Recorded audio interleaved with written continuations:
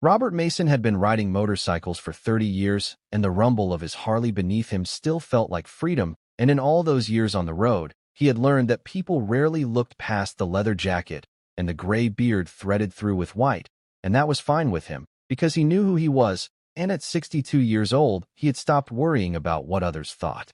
It was a Tuesday morning in late September when the air carried that peculiar blend of summer's last warmth and autumn's first whisper, and Robert had pulled into the gas station on Maple Street just outside of town, and while the pump clicked away filling his tank, he noticed a commotion near the front of the building, and there stood Officer Dennis Crawford, a man Robert recognized from around town, and Dennis was not having a good day. On the ground with his back against the brick wall sat an older gentleman, and Robert could see immediately that this man had fallen on hard times, and his clothes were worn and stained, and a tattered backpack rested beside him, and his weathered hands shook slightly as he tried to gather himself, and what Robert saw next made his jaw tighten, because Officer Crawford raised his hand and slapped the homeless man across the face. The sound of it carried across the parking lot sharp and cruel. Robert felt something old and familiar rise up in his chest, and it was the same feeling he had gotten decades ago when he saw his neighbor Mr. Henderson being cruel to his dog, and it was the feeling he had when he witnessed the strong taking advantage of the weak, and he finished pumping his gas and walked slowly toward the front of the station, and his boots made solid sounds on the pavement. "Is there a problem here, officer?" Robert said, and his voice was calm but carried weight.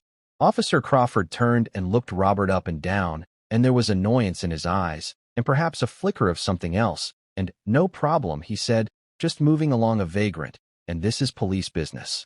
Robert looked at the man on the ground, and the man's cheek was red where he had been struck, and there was shame in his eyes, but also a deep weariness, as if this was just one more indignity in a long line of them. "And I saw you hit him," Robert said quietly. "He was being disrespectful," Crawford said, and his hand moved to his belt near his radio, "and I don't think I need to explain myself to you." Robert nodded slowly, and "You're right," he said.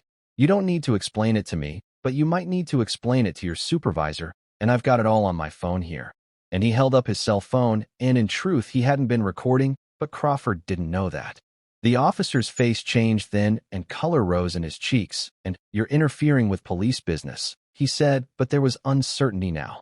"I'm witnessing a public servant assault a citizen," Robert replied, and his voice remained steady, "and now I can delete this video if you help this gentleman to his feet and apologize, or we can take a ride down to the station together and sort it out there, and I've got time, and I've got nothing but time." The homeless man spoke then, and his voice was rough. "And it's okay," he said. "I'll just move along, and no trouble." Robert held up his hand gently, and "What's your name, friend?" he asked. "Henry," the man said quietly, "Henry Walsh." "Well, Henry, I'm Robert, and I think you deserve to sit here just as much as anyone else, and this is a public space, and you weren't hurting anybody, were you?" Henry shook his head. Officer Crawford stood there, and Robert could see the wheels turning, and finally the officer's shoulders sagged slightly, and "Look," he said, "it's been a long shift, and maybe I was too rough, but these guys, they come here every day, and the owner complains." "Then the owner can ask him to leave," Robert said, "with respect and with dignity, and you're supposed to protect people, not hurt them, and I think you know that." Something shifted in Crawford's face then, and perhaps he saw himself through Robert's eyes, or perhaps he remembered why he had put on the badge in the first place, and he looked at Henry, and "I apologize," he said, and the words came hard, but they came, "and that was wrong of me." Henry looked up surprised. Crawford cleared his throat, and "There's a shelter over on Pine Street," he said, and his voice was different now and softer, "and they serve breakfast until 9, and it's a good place, and I could give you a ride if you want." Robert watched this moment unfold, and he felt something loosen in his chest. "I'd appreciate that," Henry said. Robert reached into his wallet and pulled out two $20 bills, and "Henry," he said, "get yourself a hot meal, and maybe some fresh socks, and a man needs good socks." Henry's eyes filled with tears, and "Thank you," he said, and his voice broke, and "God bless you." Robert helped Henry to his feet, and the older man's bones creaked and his grip was weak, but there was gratitude in it. And Officer Crawford picked up Henry's backpack, and the three of them stood there in the morning light, and something had changed between them. "I was wrong," Crawford said again, and this time he was looking at Robert, and "I've been doing this job for 15 years, and sometimes I forget, and I forget they're people." We all forget sometimes, Robert said, and the important thing is remembering. Crawford nodded and he helped Henry toward the patrol car, and before they left he came back to Robert, and, "I could have arrested you for interference," he said, but there was no anger in it. "I know," Robert said. "Why'd you do it?" Crawford asked. Robert thought about his daughter Emmy, who was a social worker in Denver, and about all the time she had called him in tears because she couldn't save everyone, and he thought about his late wife Jolie, who had volunteered at the soup kitchen every Thursday for 20 years, and who had taught him that kindness costs nothing and means everything. Because somebody had to, Robert finally said, and because that could be any one of us someday, and we're all just one or two bad breaks away from being Henry, and I'd want someone to stand up for me. Crawford extended his hand, and Robert shook it, and, "I'll do better," the officer said. "That's all any of us can do," Robert replied. Robert watched the patrol car pull away, and Henry was in the back seat, but not in handcuffs, and Crawford had turned on the radio to a station playing old country music, and Robert could see Henry's head bobbing slightly to the rhythm. Robert got back on his motorcycle and sat there for a moment before starting the engine, and the world felt a little bit lighter somehow. And he thought about calling Emmy and telling her this story, and she would be proud, and he thought about Jolie and how she always said that the smallest act of kindness could ripple outward in ways you'd never see. He started the Harley, and the engine roared to life, and as he pulled out onto Maple Street, he saw the gas station attendant watching from the window, and the young man gave him a thumbs up, and Robert nodded back.